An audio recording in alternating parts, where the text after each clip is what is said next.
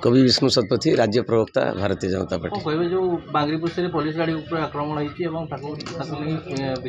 BJD आक्रमण करने सूचना होती बहुत दुखदायक और चिंताजनक और लज्जाजनक और निंदनीय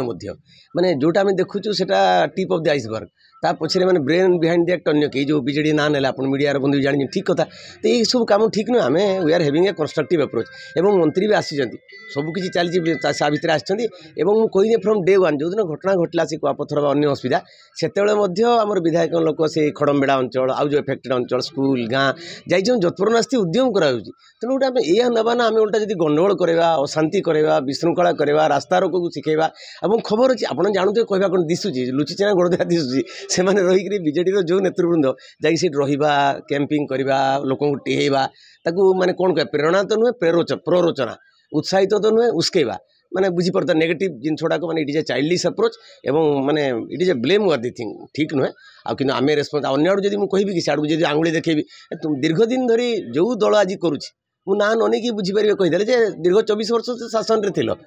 तो केते मानवीय समय केते केते घटना घटी तार कौन मैं सूची कि नाऊँगा किंतु एठी आज आम निश्चित भाव रेस्पन्स निजे मंत्री आस सब रकम आज संध्या सुधा भी उद्यम हो सब किसी हे निजे राजस्व मंत्री सुरेश प्रभु आसिले गतकाल तो आसबार था